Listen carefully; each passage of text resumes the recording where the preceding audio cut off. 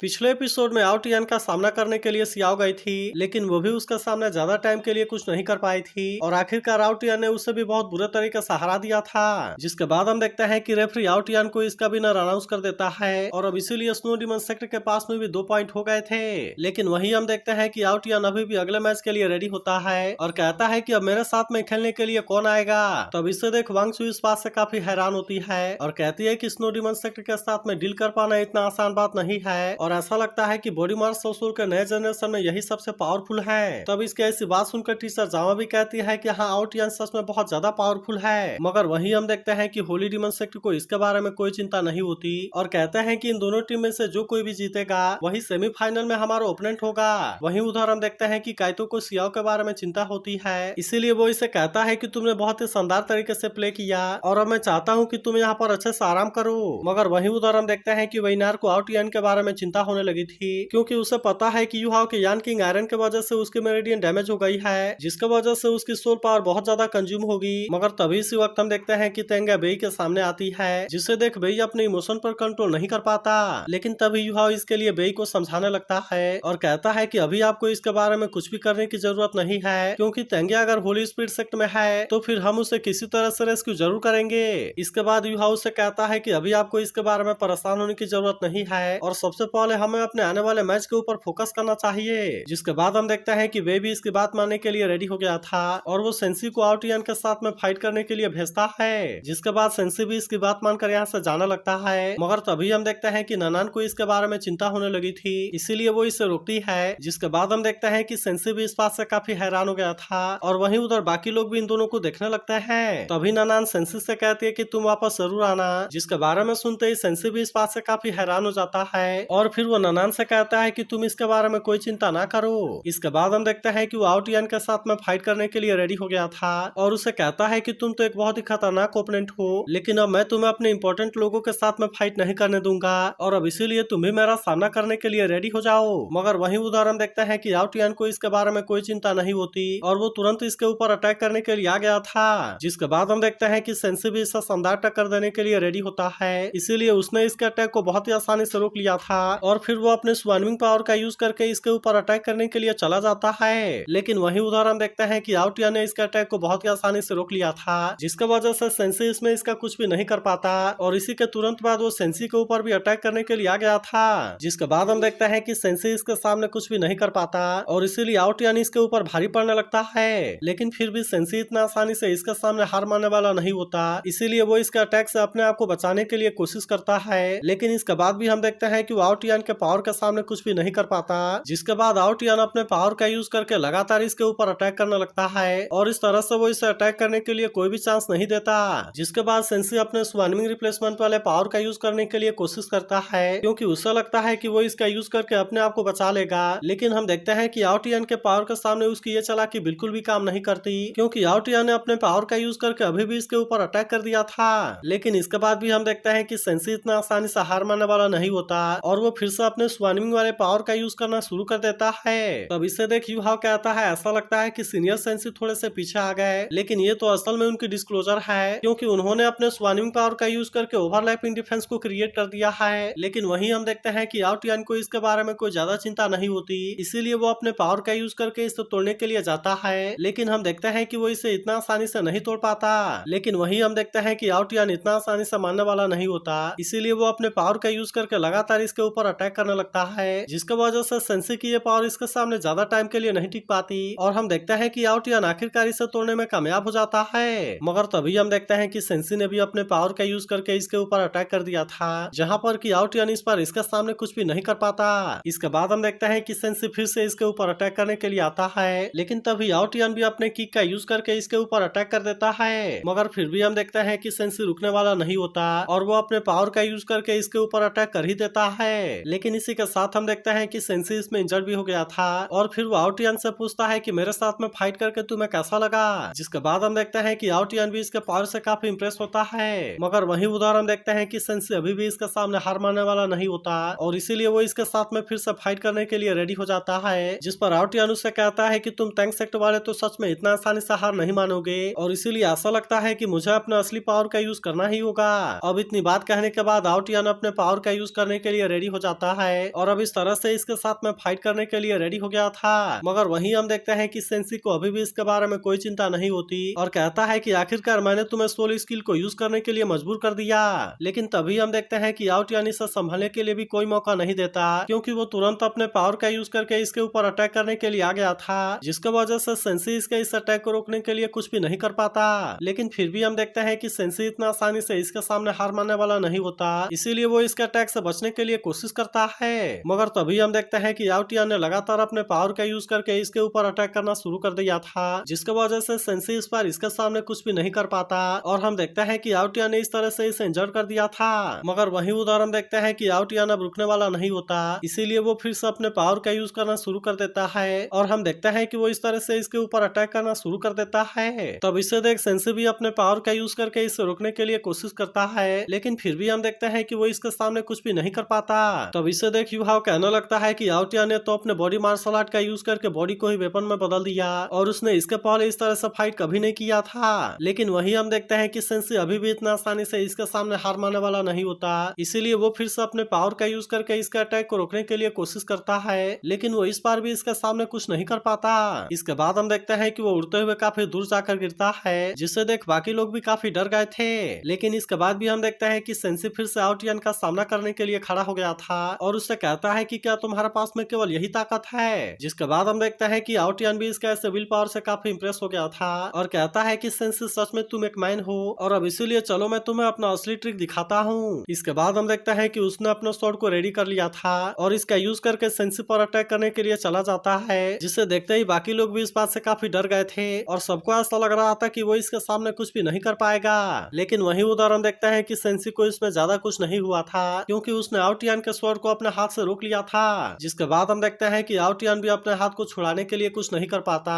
और इसे देख ननान और बेई भी इस बात से काफी हैरान हो गए थे। तभी सेंसी आउटियन से कहता है कि मुझे तो अभी थोड़ा सा फील आया है और इसीलिए चलो मैं तुम्हें भी फील कराता हूँ। मगर तभी इसी वक्त हम देखते हैं कि आउटियन फिर से सेंसी पर अटैक करने के लिए रेडी हो गया था, जिसे देख ननान इस बात से काफी डर गई होती है। मगर हम देखते हैं कि सेंसी ने इस अटैक को भी रोक लिया था और फिर वो अपने मार्शल सोल को भी एक्टिवेट कर लेता है और आउटियन से कहता है कि क्या तुम्हारे पास में केवल यही है। मगर तभी आउटियन को पता चलता है कि वो इसके पावर में बहुत बुरे तरीके से फंस गया है और अब इसीलिए हम देखते हैं कि वो इसके सामने ज्यादा कुछ नहीं कर पाता। जिसके बाद हम देखते हैं कि बेई भी इस बात से काफी हैरान हो गया था और कहता है कि सुआनवू तो वाटर का बीस्ट है। फिर वो कहता है कि सेंसी ने इसके लिए काफी सालों से मेहनत किया है और आखिरकार उसने सुआनवू के पूरे कंट्रोल को पा लिया है। तब इसे देख बाकी लोग भी इसके फील्ड के बारे में बात करने लगते हैं और कहने लगते हैं ऐसा कहा जाता है कि ये बिगेस्ट कार्ड है, जिसके वजह से सुआनवू के डोमेन में कोई भी एनिमी कुछ नहीं कर सकता, क्योंकि वहाँ पर उसे वाटर के हॉरर प्रेशर को सहना पड़ेगा। लेकिन असल में इसे यूज करना भी इतना आसान नहीं है, क्योंकि इसके वजह से बहुत ही ज्यादा सोल पावर कंज्यूम होगी और यही वजह है कि सेंसी ने इसे इतना आसानी से यूज नहीं किया। लेकिन वही उदाहरण देखते हैं कि आउटियन भी इतना आसानी से हार मानने वाला नहीं होता, इसीलिए वो भी अपने पावर को यूज करना शुरू कर देता है ताकि वो किसी तरह से यहाँ से निकल सके।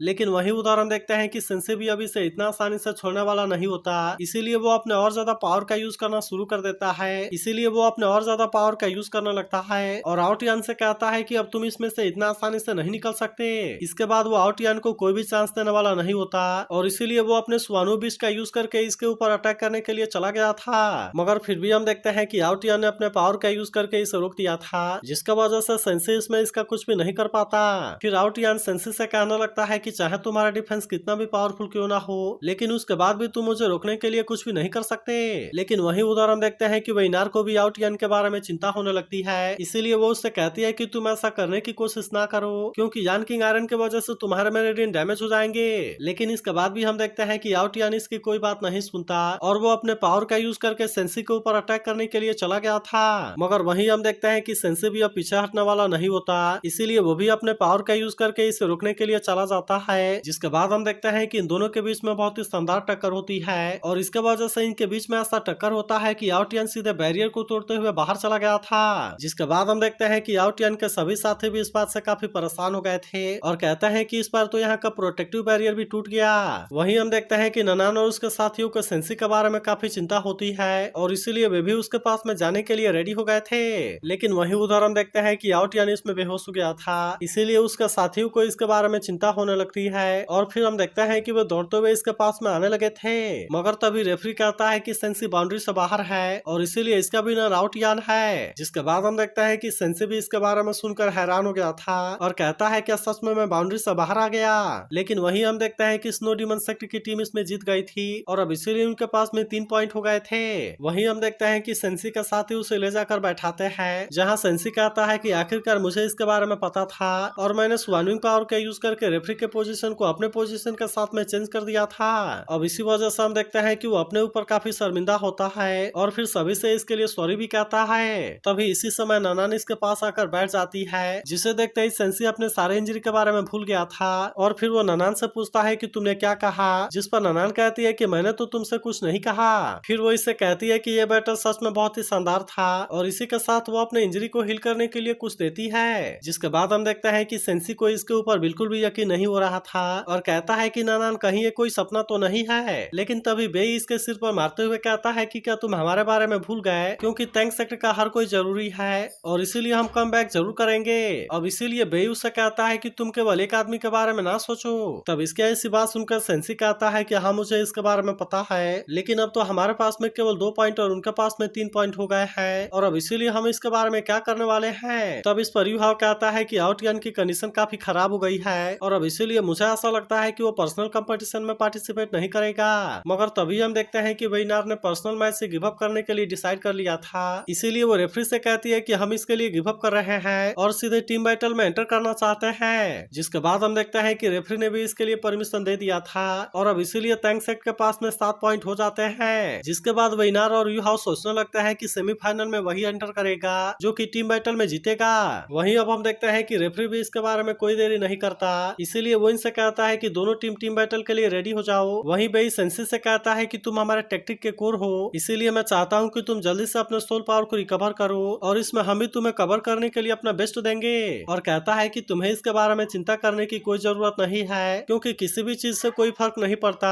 और मेरा ब्रदर मेरे लिए इम्पोर्टेंट है। तभी टीचर जामा कहने लगती है कि टैंक सेक्टर के पास में 7 पॉइंट और स्नो डीमन सेक्टर के पास में 3 पॉइंट है, जिसके वजह से टीम बैटल का 5 पॉइंट हार और जीत को डिटरमाइन करेगा। लेकिन फिर भी इसमें केवल आउटियन को सबसे पावरफुल के रूप में नहीं देखना चाहिए, क्योंकि स्नो डीमन सेक्टर की असली ब्रेन वेइनार है। फिर वो कहने लगती है कि अब ये मैच देखने वाला होगा, क्योंकि यहाँ पर अब 2 कमांडर के माइंड के बीच में फाइट होगा। वहीं उधर हम देखते हैं कि रेफरी टीम बैटल को स्टार्ट करने के लिए रेडी हो गया था, मगर तभी हम देखते हैं कि वेइनार इसे कुछ टाइम के लिए रोक देती है और फिर उससे कहती है कि ये एरिना बहुत बुरे तरीके से डैमेज हो गया है, इसीलिए मुझे लगता है कि ये दोनों टीम का फाइट के लिए बिल्कुल भी सही नहीं है, क्योंकि इसके वजह से प्लेयर इसमें बहुत ही आसानी से इंजर्ड हो जाएंगे। फिर वो कहने लगती है कि ये चीज प्लेयर के लिए पूरी तरह से अनफेयर है और इसीलिए मैं चाहती हूँ कि एरिना को सबसे पहले रिपेयर कर दिया जाए। लेकिन इसके ऐसी बात सुनकर यू हाउस समझ गया था कि वो इस तरह से इसे डिले करना चाहती है, क्योंकि आउटियन को रिकवर करने के लिए ज्यादा टाइम लगेगा। इसके बाद वो कहने लगता है लेकिन हम अपने सोल पावर को जल्दी से रिकवर कर लेंगे। मगर वहीं उधर हम देखते हैं कि रेफरी को इसके बारे में कोई ज्यादा चिंता नहीं होती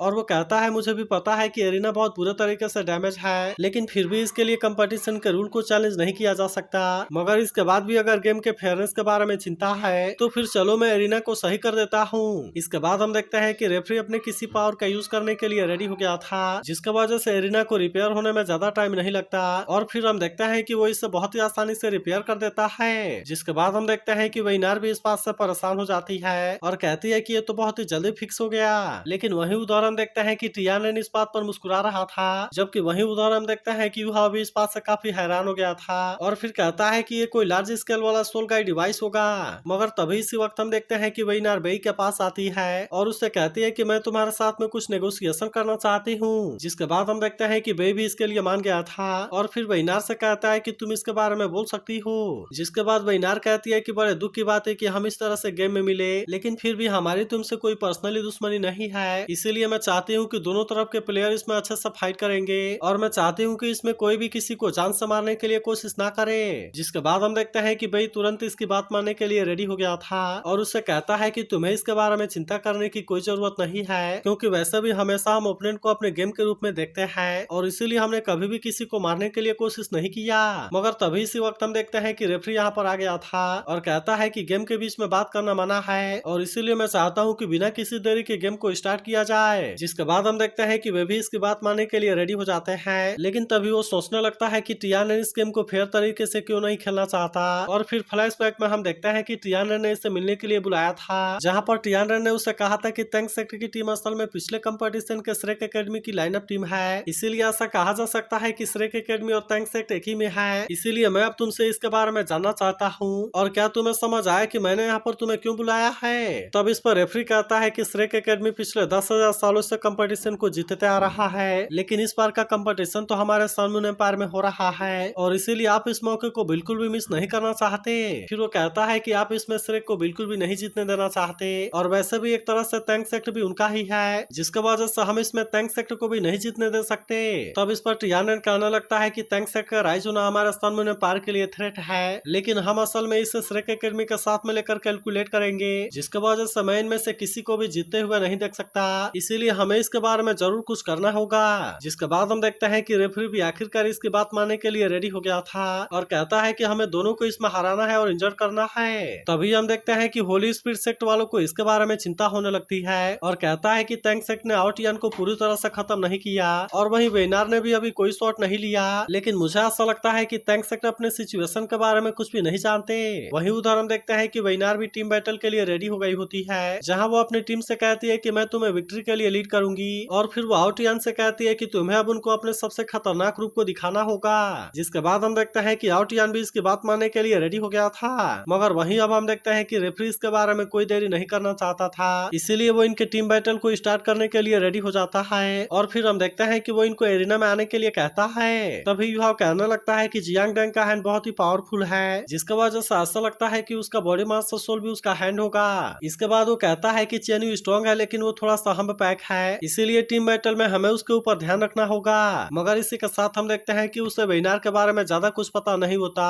और इसीलिए वो परेशान होता है कि कहीं इनके पास में और कोई हिडन पावर तो नहीं है। वहीं टीचर जामा कहती है कि श्रेक 7 मॉन्स्टर का यह पहली बार है, लेकिन वहीं हम देखते हैं कि सेंसी को किसी बात के बारे में कोई चिंता नहीं होती, और कहता है कि मैं इस बार फिर से आउटियन के साथ में फाइट करूंगा। मगर वहीं अब हम देखते हैं कि युहा और उसके सभी साथी मैच के लिए रेडी हो गए होते हैं, इसीलिए वे भी एक एक करके अपना इंट्रोडक्शन देने लगते हैं, और इस तरह से वे भी इनका सामना करने के लिए रेडी हो गए थे। तो अगर एक्सप्लेनेशन अच्छी लगी हो तो इस वीडियो को लाइक और इस पर एक कमेंट जरूर करना, और अगर आप इसके अगले एपिसोड के लिए एक्साइटेड हो तो इसके बारे में जरूर बताना।